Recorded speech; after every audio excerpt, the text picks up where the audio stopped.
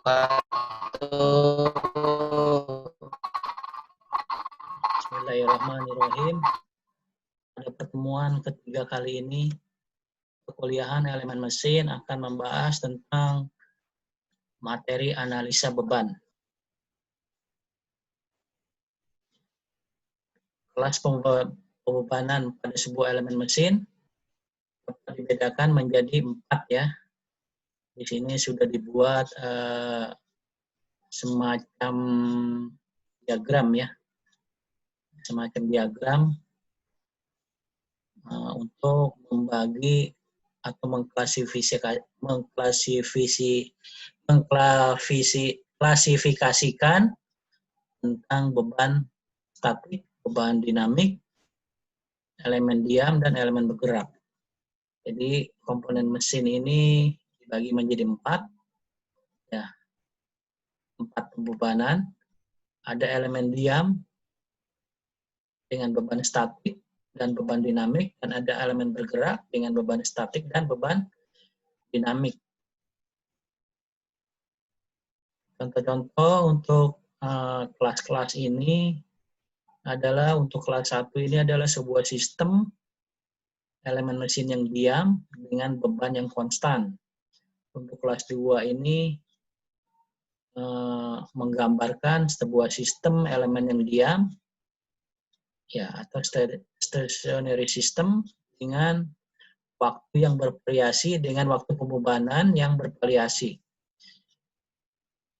Sebagai contohnya adalah sebuah jembatan yang dilalui oleh sebuah kendaraan di atasnya. Ini masuk ke dalam kelas 2 ya.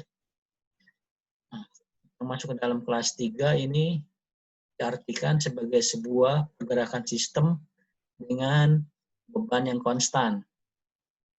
Dan yang masuk ke dalam kelas 4 ini digambarkan sebagai sebuah kasus umum dengan pergerakan yang cepat pada sebuah sistem di mana bebannya ini bervariasi terhadap waktu. Ya. Sebagai contoh adalah sebuah mesin kendaraan ya, mesin mobil. Secara garis besar beban itu dibagi menjadi 2 macam. Klasifikasikan menjadi 2 beban ya, yaitu beban terkonsentrasi dan beban terdistribusi. Dari gambar kita bisa melihat apa itu terkonsentrasi dan apa itu beban terdistribusi. Nah, contohnya untuk terkonsentrasi, misalnya dia dikonsentrasikan di sebuah satu titik ya. Misalnya di sini, ya ini bebannya di sebuah satu titik. Terkonsentrasi atau terpusat ya. Sedangkan untuk beban terdistribusi dia merata ya. Ini bebannya ini. Merata ya. Jadi di setiap benda itu akan memperoleh beban secara terdistribusi merata.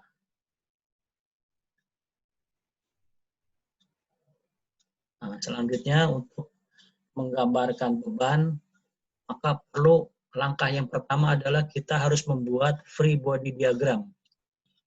Istilah ini sangat populer ya di dalam bidang mata kuliah elemen mesin atau juga mata kuliah yang lainnya semacam statika struktur, mekanika teknik. Ini istilah ini harus bukan harus, familiar sekali ya dan sering digunakan. Namanya diagram benda bebas atau DBB. Nah, jadi tujuannya dibuatnya DBB ini adalah untuk mendapatkan identifikasi semua gaya dan momen pada suatu sistem atau peralatan.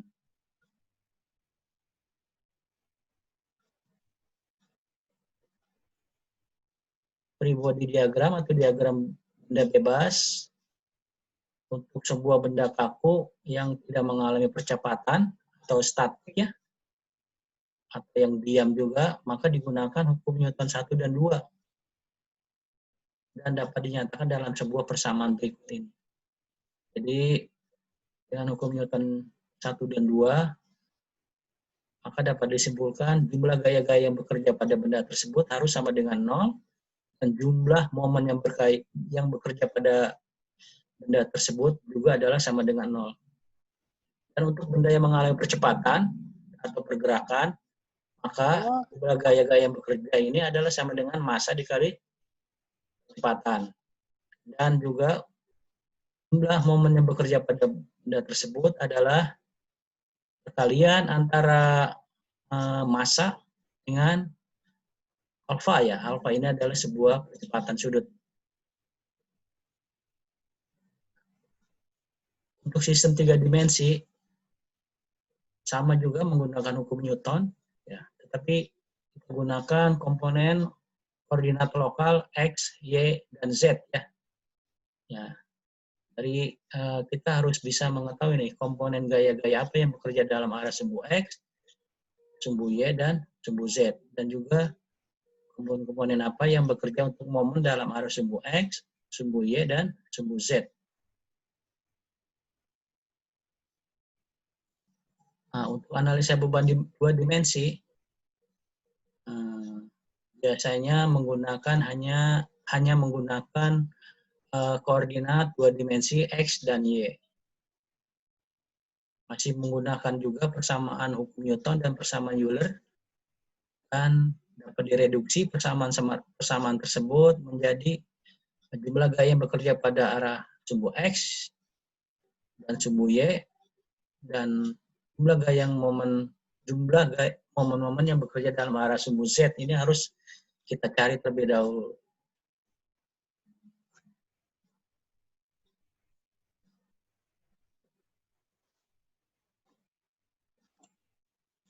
Untuk menggambarkan tentang apa itu diagram benda bebas, lebih baik ya, atau lebih dahulu kita akan mempelajari contoh-contoh soal atau materi soal yang berkaitan dengan ilustrasi apa sih diagram benda bebas. Nah, di sini contohnya ada sebuah kendaraan ya yang bergerak lurus dengan kecepatan konstan ya. Dengan berat kendaraan tersebut adalah sebesar 3.000 pound, bergerak dengan kecepatan konstan 60 mil per jam ya. Pada kecepatan ini, gaya aerodinamis yang bekerja pada kendaraan tersebut adalah 16 HP atau horsepower. Nah, titik pusat gravitasi dan titik tangkap tahanan aerodinamis bisa dilihat pada gambar berikut ya. Dan ditanyakan, tentukan gaya-gaya reaksi yang bekerja pada roda kendaraan. Jadi yang ditanyakan itu adalah seberapa besar nilai ini ya, gaya-gaya reaksi yang bekerja pada roda kendaraan. Yang dicari ini, berapa nilai Ft-nya. Ya. Dan juga berapa nilai, nah ini gaya reaksi ya. Ya, gaya reaksi yang bekerja pada roda kendaraan untuk bagian roda depan ya. F ini front ya. Dan juga ini ya, gaya reaksi yang bekerja pada roda bagian belakang.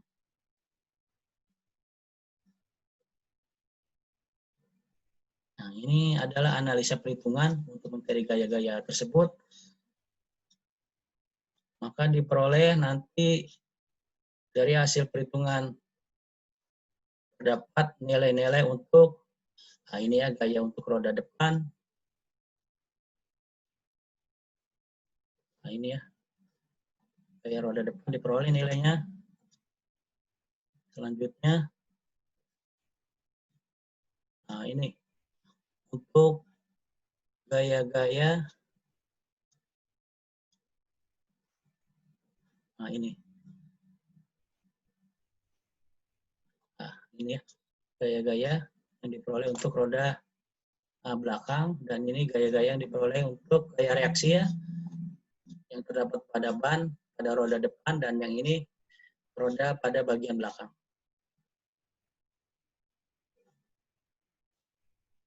Nah, ini mempelajari tentang studi kasus yang kedua, tentang kendaraan bergerak lurus di percepatan ya. Studi kasusnya mirip dengan yang pertama, Tapi kali ini benda tersebut, ya, kendaraan tersebut bergerak dengan kecepatan 60 mil per jam, tapi tiba-tiba digas. Ya, kalau digas berarti akan timbul kecepatan ya, sehingga daya mesin naik menjadi 96 HP. Ini daya totalnya, daya mesin totalnya. Yang ditanyakan tentukan gaya-gaya reaksi yang bekerja pada roda kendaraan dan percepatan kendaraan.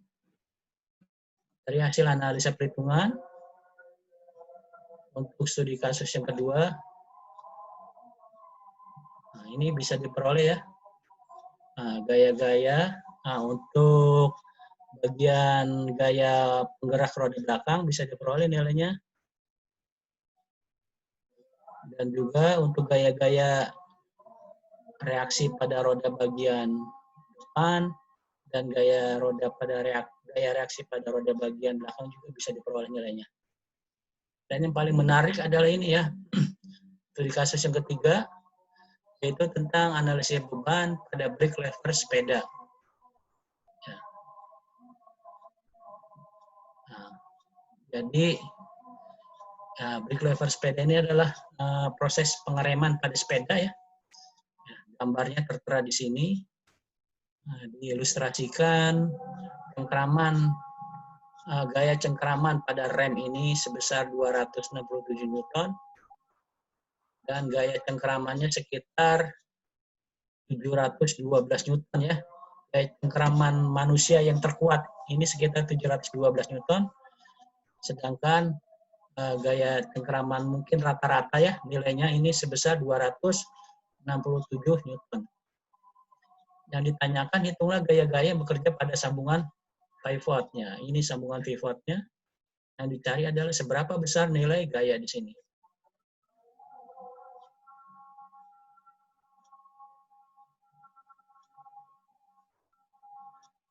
Dari hasil analisis perhitungan,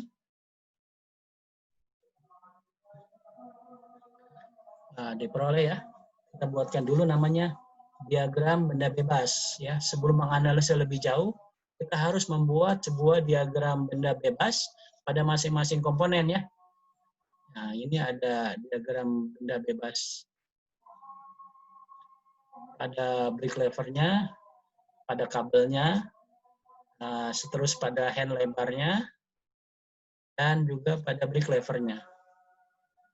Dari hasil analisa benda bebas tersebut, diagram benda bebas, maka akan diperoleh nilai-nilai dan juga arah gaya yang bekerja pada pivot tersebut. Nah, ini dari hasilnya akan diperoleh. Ini adalah contoh soal, belum diinput nilainya ya. Jadi hanya ingin mengetahui seberapa besar nilai-nilai gaya yang bekerja pada pivot tersebut. Ya, ini adalah ringkasan materi tentang analisa beban pada pertemuan yang ketiga.